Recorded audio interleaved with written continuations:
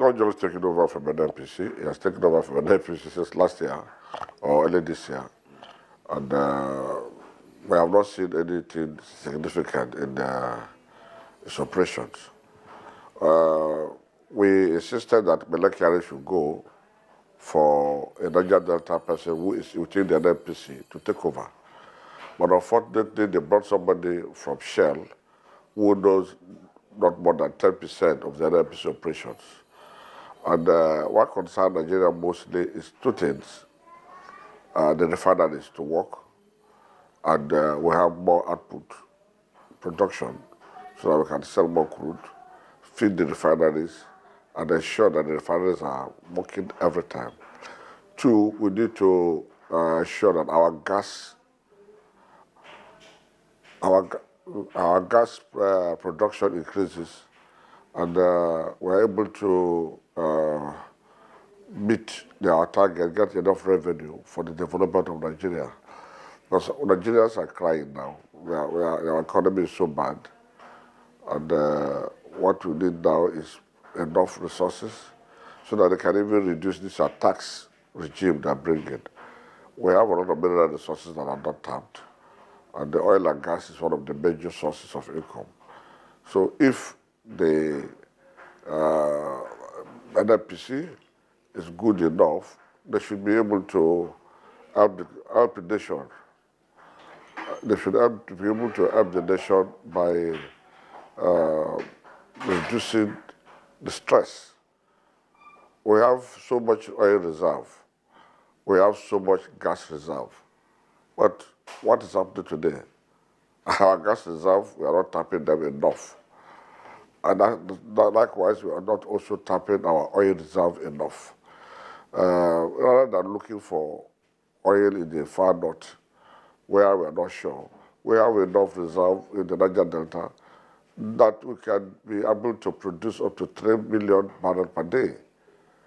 And we needed the Niger-Delta person who can also understand the people of Niger-Delta, talk to their people so that we can give them the leverage without interruption, so that oil production will increase from the present level to 3-4 million.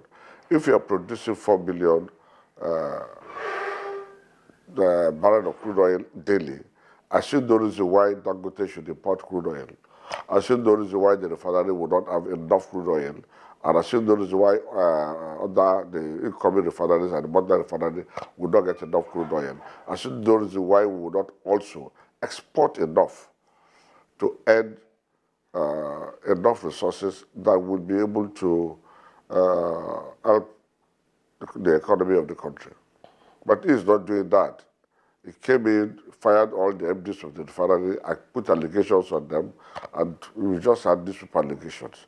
The allegations have not been proved by EFCC, and or the court has not been able to approve the allegations. And most of the refineries today are owing. You put people into a very big debt. Some they are owing some billions, some billions of naira, some billions of naira, and some of these monies were borrowed from banks and other sources. And as it came in now, most of the contractors in the refineries are crying. They cannot even pay their security personnel because everything is halt, stand still. And that is not how you run a place. Only for him to tell us, oh, he wants to sell refinery. The way they sold the petrochemical, and it's very efficient. And that refinery is just how many, it's not up to 50 years, right? But if you go to Brazil, Brazilian refinery is over 100 years. If you go to America, the refineries have stayed over 150 years. There are countries that have refineries that have stayed 200 years, and they are still functional. So what is wrong with our refineries that is not functional? I am very sure that Warri refinery was almost at the point of production before he came, and he stopped it. And when you stop production, when you stop the plant, for you to bring back the plant requires a lot of money. You spend so much money to start the refinery. So when they are already on steam, you came in and you stop all of them without minding how much the country is losing, without minding the output these refineries will give to the country. We are talking about price of fuel. when the demand is, when the supply is more than demand, definitely price will crash. Like I predicted last year, when Dangote refinery is fully on stream, the price will crash. And we are seeing Dangote has been crashing the price. If we are able to get the refineries on stream and even bottleneck them to increase more production, I think we can do more. But that is not where its focus is. It's what we are saying that its focus is how to sell the refineries. Its focus is how to give more oil block to the president. Its focus is how to sell critical assets like the retail, NNPC retail, which Melaki started by giving it to expatriates, how they will sell it to themselves, how to sell NPDC to themselves, how to sell more oil block to themselves. That is what we are observing. So we think, I personally think the Niger-Delta has not benefited. It has not even deemed it fit to come down to see the leadership of the Niger-Delta, where this oil is coming from. And they said they want to improve NNPC. How can you do it? And the worst still, instead of working with the people inside, is bringing people outside who don't know anything about the industry to slow down the space. People who have worked there, who are supposed to earn promotions, you're not promoting them, you're bringing new people. It's not a political party. This is purely a technical job. NNPC is a professional job. And so you bring people who have been trained by NNPC, who have trained in both in refinery, who have trained both in the downstream, upstream operations, for them to come and man this place. You come in, you block them. So many people are without assignment. They don't have any decks. You just make them redundant so that you will fire them. You came in to stand up by sacking people. This is not the way things are done. So we think this man, if he wants to really help Nigeria and the refinery and the NNPC, he must learn from the rope to know what is going on and see how we can get the refinery work. Because if we don't do that, definitely we will not be happy with him and we will fight him. There are, some of us are beginning to find out what is going on. Are we still interested in importing petroleum products? Are we encouraging Dangote to have a monopoly of the industry? We are looking at this industry. First, I commend Dangote for that is Uji refinery. If not for that Uji refinery, we would have been importing much of our petroleum product. But because of his Uji refinery, and most of the products are refined there. But again, is he having enough crude oil locally to produce? Or is he importing this crude oil to produce? These are the things we must find out. I believe that Nigerians don't need to import any crude oil because we have enough crude oil. We have enough reserve. And all we need to do is to increase our production and feed the refineries. For instance, the refineries were from the beginning made to fail. How can you ask the refinery to get crude oil from one source? And if that source is down, it means there's no crude oil. The refinery should be open to several sources of getting crude oil from the various flow stations, not only one flow station. That is happening, that's in Delta State. Port Harcourt refinery supposed to have product from Alakiri. Alakiri is very close. If they're getting product from Alakiri, I don't think they will be able to have problem with product. They need to get this product across. Dangote should either take it through vessels or build his pipeline from there or from Lagos terminal. It should be able to get its crude oil so that you will not import crude oil to refine at a very high cost. And again, when a refinery is produced locally, you give employment to people and you also have the byproduct like kerosene. We are not seeing kerosene again in the market. They have the low-power fuel oil. We have the high-power fuel oil. Kaduna refinery is supposed to produce wax. And all these things are not working because the man in charge is not interested in the refinery. He's interested in selling our national asset. He's not interested in making our national asset work. So if we have the professionals within and the people that are managing it, I think we can be able to move this refinery further. Bayo cannot move the refinery. I can assure you, it cannot be able to activate the refinery the way it's going. Because I don't blame him, because this is not his own field. He is from upstream. You bring someone from upstream to now manage downstream, midstream, and upstream together. And I don't know, because even the upstream, a lot of these companies are not producing enough. And when we have a very huge refineries, there are no more seismic operations for us to get more data on where the crude oil deposits are. We are not talking about exploration, and we are not seeing drilling. These are the drive we expect the GMD of NNPC to be sure with job to make sure that these things are working. Because if there's massive production, even the offshore production that we are having, we don't even know how they are measured. So we need to ensure that the production increases from the present level to a level that we can give our refineries locally and also export enough. We need to improve on our gas. We don't need only the energy. The brass energy is dead for political reasons. When we have enough gas reserve, the gas reserve we have today in Nigeria, we cannot finish it in the next 100 years. 100 years to come, Nigeria cannot finish a gas reserve. And if we say fossil oil is going, and we still have enough deposit in Nigeria, and we are not extracting it, we are wasting our time looking for somewhere to get crude oil when there are a lot of deposits in the Niger-Delta that we have not been able to do. Instead of addressing the issue of the Niger-Delta problem, the impact of oil production in the Niger-Delta, the environmental hazard, the air pollution, the water pollution, the sea pollution that this thing has caused, the destruction of our aquatic system, the destruction of our farms. These are the basic problems that we address, and this is very significant. Very small amount can be able to appease the community to allow you to operate.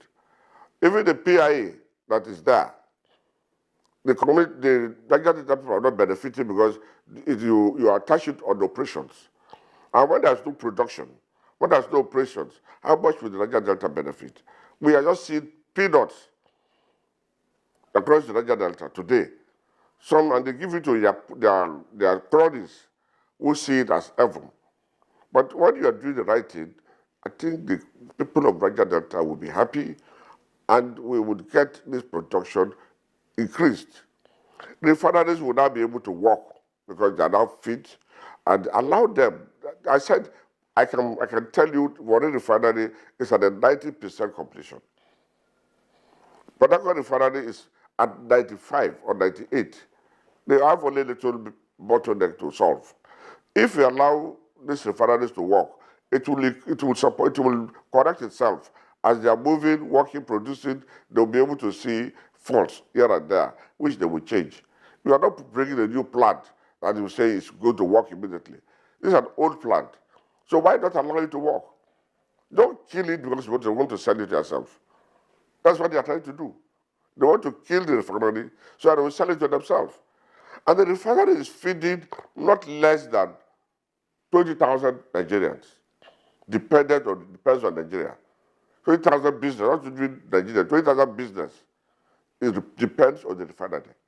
And each of these business employ not less than 4 or 5 people. So if you multiply it, you can see how many people are involved. Then it has a shade. Those who are selling petroleum product, those who are selling naphtha, those who are selling low fuel oil, those who are selling diesel. If you allow this to go, millions of people are benefiting from this process, and they want to kill it. They want to import petroleum product. They want to deplete our foreign reserve just for your selfish end. They want to allocate this to yourselves. This is not right. I don't think this is what Nigerians want. Nigerians want an efficient petroleum industry. Look at what happens in Saudi Arabia. They have a national petroleum company in almost all the producing countries. And they're doing well, they're making money. Nigeria depends on the oil and gas. And this 80% of our budget is attached to oil and gas. And today, are we getting it? Are we getting that 80%? These are the things I think the man should look at. But It's political. We hear, oh, this fraud or that fraud. Our Nigerians are not interested in how you commit fraud. Our interest is efficiency. So I am saying, if barrier is not fit enough, take somebody within the refinery, within the NNPC, to manage NNPC. Take somebody from within the refineries to manage the refineries. Because the plant can work. We will get enough petroleum product. If we have enough reserve, we can export to our African countries. But today we cannot. We are buying. We are importing. So how can we export? So these are the problems we have.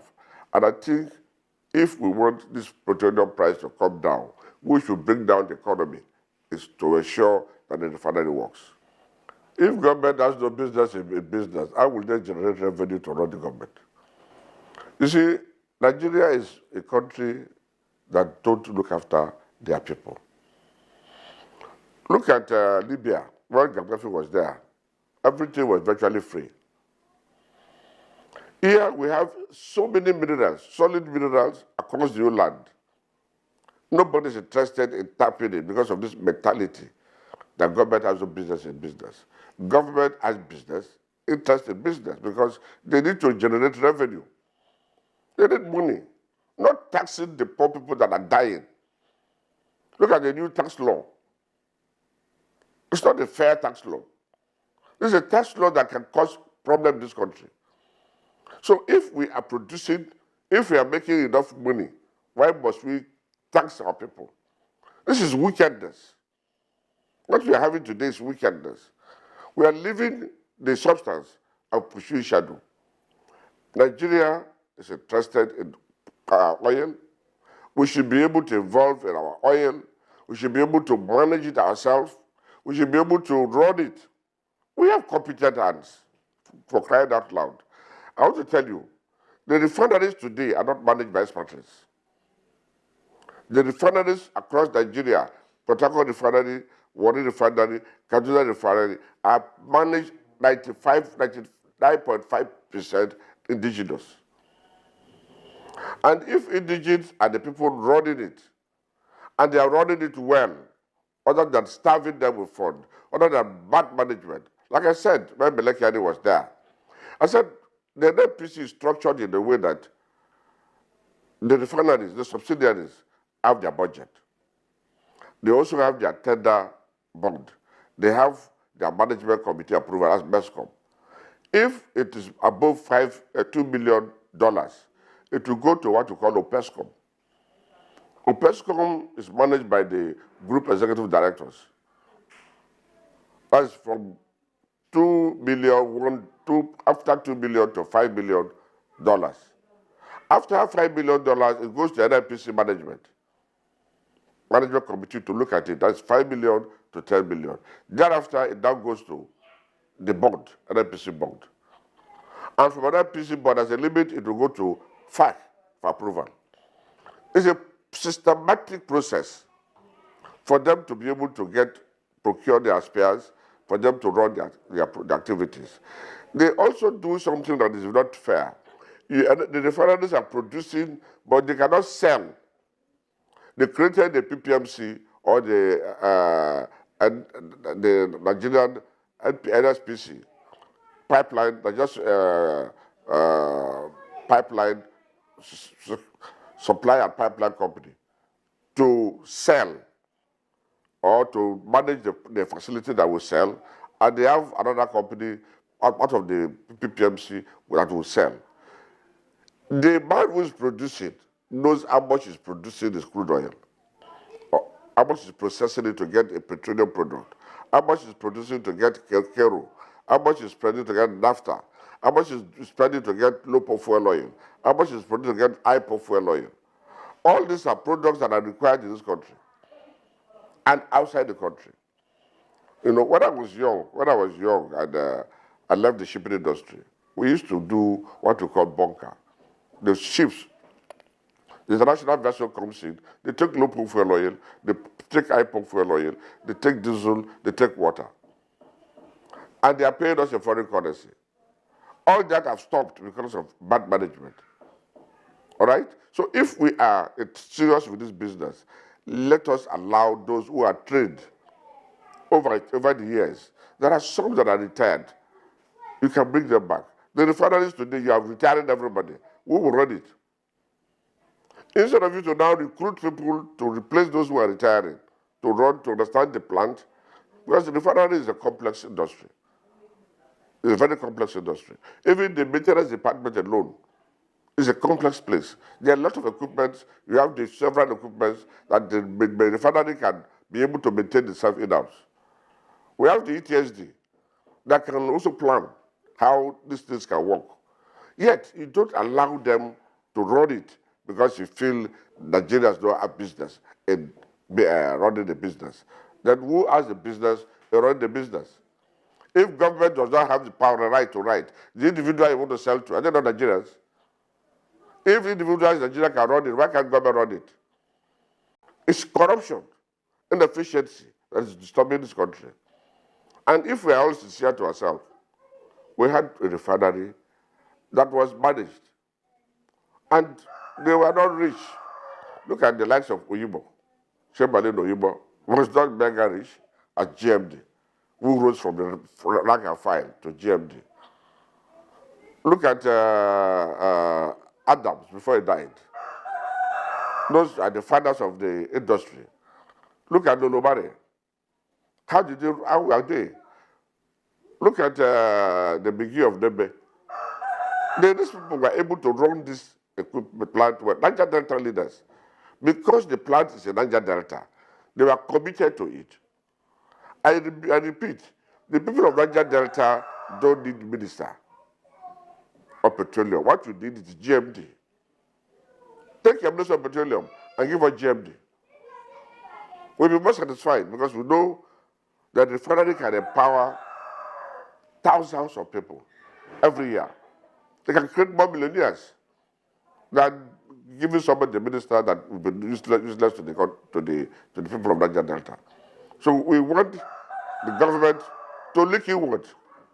Bring professionals who knows the business to run the business, not people outside who don't know how to business because you want to patronize people politically. It's not a political business. The refinery should be run professionally as a business entity, not as a political party.